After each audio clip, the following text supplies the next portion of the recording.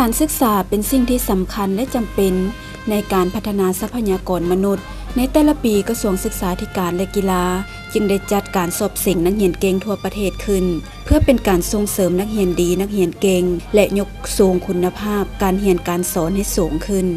ผ่านการสอบเสิ่งนักเรียนเก่งระดับชาติชั้นมัธยมศึกษาทั่วประเทศประจำศุกร์เรียน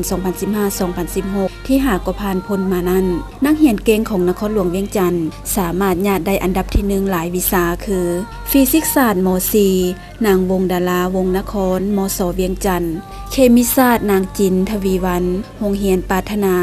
ส่วนชั้นม .7 อันดับที่1วิชาเคมีศาสตร์เท่าเกตวิบูลย์สุวิมลมศ.มิตรภาพลาวเวียดนามวิชาภาษาลาววรรณคดีนางพุทธิดาสุขอารุณและวิชาฟิสิกส์ศาสตร์เท่ามัวกองเท่าไซลีซึ่งทั้งสองน้องแม่นจากโรงเรียนมศ.พรสวรรค์สนเผา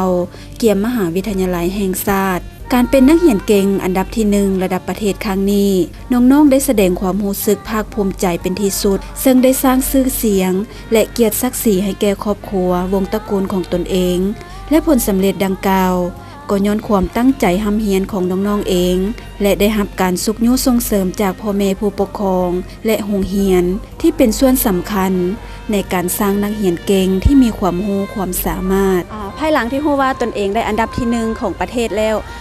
พวกทั้งน้องแล้วก็พ่อแม่ผู้ปกครองมีความรู้สึกภาคภูมิใจต่อตนเองคือแนวใดแดน้องเองมีความดีใจหลายดีใจที่ว่าในสิ่งที่เฮาทุ่มเทมานั้นมันประสบผลสำเร็จและก็ดีใจที่เฮาเฮ็ดด้วยความสุดความสามารถและก็พยายามอย่างเต็มที่สำหรับพ่อแม่แล้วยิ่งรู้สึกภาคภูมิใจเพราะเพิ่นได้ทุ่มเทให้เฮาทุกสิ่งอย่างเลยและเฮาอยากให้ไปเรียนเพิ่มเพิ่นก็ช่วยสุดความสามารถและก็ทั้งให้กำลังใจอยู่ค่ะสายเดี๋ยวน้องเด้พ่อแม่มีความรู้สึกแนวใดแดสำหรับน้องเองน้องในวินาทีที่ได้รู้ว่าตัวเองได้ที่1น้องเองก็รู้สึกดีใจภาคภูมิใจหลายและเส้นเดียวกันกับพ่อแม่ก็แฮงรู้สึกภาคภูมิใจที่ว่าเห็นลูกได้อันดับที่1ซึ่งบ่เสียเหงื่อเสียแฮงที่ได้เคยพยายามมาเป็นเวลา3 ปีและยังฮู้ว่าพวกน้องมีวิธีเรียนหนังสือแนวใดจึงเฮ็ดให้ตนเองเรียนเก่งขึ้นเดี๋ยวนี้อยากให้เว้าให้หมู่เพื่อนได้รับรู้นำกันเนาะน้องเองสลายจะตั้งใจเรียนเวลาอยู่ห้องฟังครูอาจารย์อธิบายเมื่อบ่เข้าใจก็จะถามเลยและส่วนกรรมบ้านก็จะอ่านและก็ทบทวนส่วนเสาร์อาทิตย์ก็อาจจะเรียนเพิ่มเฮาก็จะไปเรียนเพิ่มอย่างเป็นประจำแล้วก็บ่ขาดน้องเด้มีวิธีเรียนแบบใดสำหรับน้องเองในเวลาเรียนก็จะตั้งใจฟังความครูอาจารย์เพิ่นได้อธิบายบทเรียนต่างๆอย่างชัดเจนและก็ในเวลาแก้บทฝึกหัดจะพยายามแก้เองก่อนบ่เบิ่งคำตอบก่อนบ่ถามหมู่ก่อนจนกว่าเฮาจะรู้ว่าควรถามอย่างแท้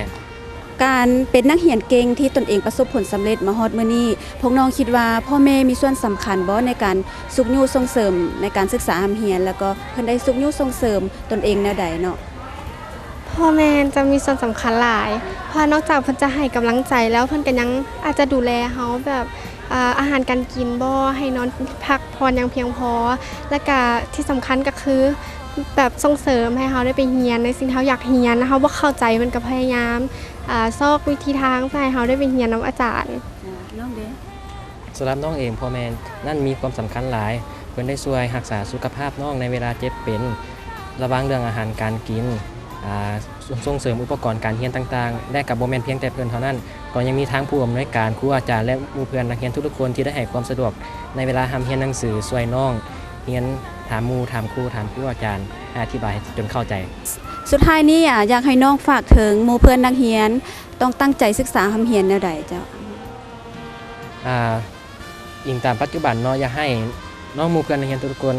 สนใจในการทำเรียนหนังสือบ่อยากให้ถือเบากับเรื่องอนาคตเพราะว่าในมื้อนี้เฮาอาจจะสนุกสุขสบายแต่ว่าในเมื่อต่อหน้าไปมันอาจจะบ่ได้สบายคือดังนี้เฮาต้องหาเงินเลี้ยงพอเลี้ยงแม่คืนดังที่เพิ่นเคยเลี้ยงเฮาในวัยเด็ก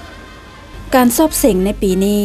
มีนักเรียนเก่งจากทุกแห่งในทั่วประเทศเข้าร่วมสอบเส็งทั้งหมด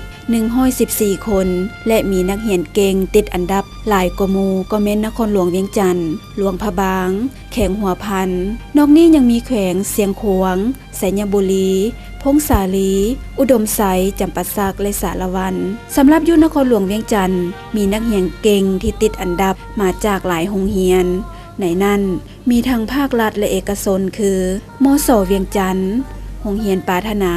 มส.พรสวรรค์ชนเผ่าเกียมมหาวิทยาลัยแห่งชาติและมส.มิตรภาพลาวเวียดนามโดยญาติได้อันดับที่1และที่2จำนวนหลายสมควรพร้อมนี้นครหลวงเวียงจันทน์ยังคงอันดับ1ในการแข่งขันถามตอบวิทยาศาสตร์อีกด้วย โดยน้องเองก็มีความดีใจย้อนว่าเฮาก็เรียนมาหลายแล้วและเฮาก็ทราบว่าเฮาประสบผลสำเร็จในขั้นหนึ่งแล้ว และพ่อแม่ก็ดีอกดีใจภาคภูมิใจนำที่ว่าเฮาตั้งใจเรียนแล้วเฮาบ่เสียแรงที่เฮาตั้งใจเรียนเฮาก็ประสบผลสำเร็จเลย น้องก็รู้สึกภาคภูมิใจและดีใจหลายที่ได้เป็นตัวแทนวิชาฟิสิกส์ที่ได้รับอันดับที่1ส่วนพ่อแม่น้องก็ผ่านกับบ่เสียดายเนาะที่อุตส่าห์ส่งเสริมน้องให้มาเรียนได้ขนาดนี้และน้องก็ปฏิบัติได้ตามที่ท่านหวัง อันนั้นเป็นความรู้สึกของน้องๆเนาะแล้วสำหรับความหวังในอนาคตตนเองอยากเรียนวิชาใดต่อไปแล้วก็อยากประกอบอาชีพอยากเฮ็ดเวียกหยังในอนาคต สำหรับอนาคตแล้วน้องไฟฝันอยากที่จะเรียนพัวพันการต่างประเทศเพราะว่าน้องเป็นคนที่มักเฮ็ดกิจกรรมก็คืออยู่ในโรงเรียนก็มักเฮ็ดฉะนั้นน้องจึงอยากที่จะเฮ็ดกิจกรรมร่วมกับหมู่เพื่อนและอาจจะดีก็คืออยากแลกเปลี่ยนกับหมู่เพื่อนอยู่ต่างประเทศ สำหรับน้องเองในอนาคตน้องอยากจะไปเรียนวิศวกรรมคอมพิวเตอร์หรือเพิ่นเอิ้นอีกชื่อหนึงว่า IT เพราะว่าน้องเองมักเกี่ยวกับ IT เกี่ยวกับคอมพิวเตอร์เพราะว่าอยากจะเป็นโปรแกรมเมอร์ของเมืองลาวเพื่อจะพัฒนาวิทยาศาสตร์ของเมืองลาวให้ไปสู่ระดับสากลให้ได้ โดยสำหรับน้องแม่นน้องอยากเรียนหมอเพื่อว่าน้องจะได้ช่วยเหลือคนช่วยเหลือคนต่างๆที่ว่าเจ็บเป็นด้วย น้องอยากเรียนเกี่ยวกับธุรกิจการเมืองและสังคม เพื่อนำไปพัฒนาประเทศตัวเองและเฮ็ดให้ประเทศลาวเป็นที่รู้จักในหลายๆประเทศ ท่านผู้ชมผลการสอบเสียงนักเรียนเก่งในปีนี้ถึงว่าแข่งใดจะได้รับชัยชนะหรือว่าแข่งใดจะบ่ติดอันดับก็ตามแต่สิ่งสำคัญกว่านั้นมันเป็นการสอบเสียงที่มีความหมายสำคัญเพราะได้เห็นให้นักเรียนเก่งจากทุกแขวงในทั่วประเทศได้มาพบปะแลกเปลี่ยนบทเรียนซึ่งกันและกันและเป็นกันกระตุกสุขอยู่การเรียนการสอนให้มีบรรยากาศฟดฟื้นและมีการแข่งขันกันหลายขึ้นเพื่อพัฒนาการศึกษาให้มีคุณภาพสิ่งสำคัญแม่นศอกได้นักเรียนเก่งระดับประเทศเพื่อส่งเสริมให้เขาเจ้าได้รับโอกาสทางการศึกษาที่สูงขึ้นเพื่อนำเอาความรู้ความสามารถมาพัฒนาประเทศชาติของพวกเรา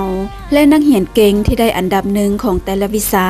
จากการสอบเสียงในครั้งนี้ทางกระทรวงศึกษาธิการและกีฬาก็ได้มีนโยบายพิเศษในการสามารถเลือกเรียนอยู่โรงเรียนใดก็ได้ที่ตนเองมักและสำหรับอันดับที่1ในชั้นม.7 แม้นสามารถเลือกเรียนวิชาใดก็ได้อยู่ในมหาวิทยาลัยแห่งชาติตามที่ตนเองอยากเรียนเพื่อเป็นการกระตุกสุขอยู่น้ำใจของนักเรียนให้มีความบุกบืนห้าวหันในการศึกษาหำเรียนหลายขึ้นอีกด้วย